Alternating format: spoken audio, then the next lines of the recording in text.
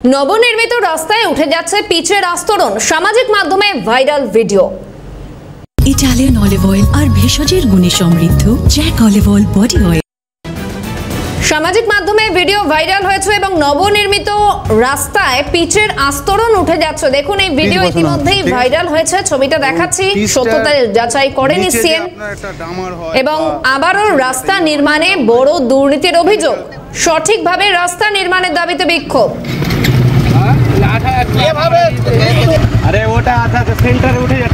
সামাজিক মাধ্যমে ভিডিওটি ভাইরাল হয়েছে আর এ বিষয়ে ঠিক কি অভিযোগ স্থানীয়দের দেখুন।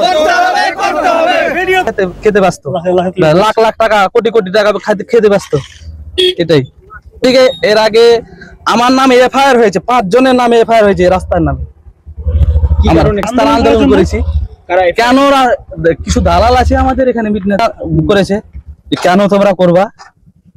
আজকে যে হরিশ্চন্দ্রপুর স্টেশন থেকে আমাদের বরদহ রাস্তাটার এমন অবস্থা ছিল যেন মানে পুকুর হয়ে যাচ্ছিল, সেই জন্য এখন রাস্তাটার কাজ স্টার্ট হয়েছে। ভাবে কাজ হচ্ছে, পিচ হাত দিয়ে উঠাচ্ছি, হাত দিয়ে উঠে যাচ্ছে। আর 20 mm এর কাজ, কোন জায়গায় 10 mm, কোন জায়গায় 8 mm ভাবে রাস্তাঘাট হচ্ছে। মন্ত্রী মশাই মানে সরকার যে তহবিলে টাকা দিচ্ছে, সেই টাকার পরিমাণে যে রাস্তা হওয়ার কথা সেই রাস্তা ওইভাবে না করে মন্ত্রীরা সবাই টাকা খেয়ে বসে গিয়ে রাস্তাতে নিম্নমানের কাজ হচ্ছে। আমরা কন্ট্রাক্টরে আমরা যদি অভিযোগ করি, তারা বলে কিছু করার নাই, রাস্তা এইভাবে হবে, কিন্তু শিডিউল অনুযায়ী যেভাবে রাস্তা হওয়ার কথা সেভাবে রাস্তা করছে না। রাস্তা কাজ ভালো হচ্ছে না, জায়গার খাল ডোবা হচ্ছে, ওটাকে রিপেয়ারিং করছি। আমার রিপেয়ার রাস্তা নিব না, তার বিনিময়ে আমরা বিক্ষোভ করেছিলাম। বিক্ষোভ করার বিনিময়ে ভিডিও অনেক কিছু হয়েছে, আর সেটাকে ঘর পর্যন্ত বাদ দিয়ে হরিশ্চন্দ্রপুর থেকে মিটনা হাই স্কুল পর্যন্ত দেওয়া হয়েছে, খুব ভালোভাবে হোক। সেটা ভালোভাবে করতে গিয়ে আজকে যা দেখছি রাস্তা পজিশন ভালো, কিন্তু ওই রিপেয়ারিং থেকে আরো খারাপ হচ্ছে। টেলিফোন লাইনে রয়েছেন প্রতিনিধি অভিষেক সাহা। অভিষেক, আমরা স্থানীয়দের অভিযোগ শোনালাম, ঠিক কতদিন ধরে এই ধরনের সমস্যার সম্মুখীন হতে হচ্ছে তাদের? দেখো, যে রাস্তার কথা বলা হচ্ছে সেই রাস্তা কিন্তু নবনির্মিত, কিন্তু এখনো পর্যন্ত রাস্তার কাজ চলছে।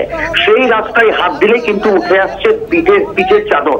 আমি তোমাকে বলে রাখি যে মালদার হরিশ্চন্দ্রপুরের রেল স্টেশন থেকে মিটনা পর্যন্ত প্রায় 5 কিলোমিটার রাস্তার কার্যত এই অবস্থা।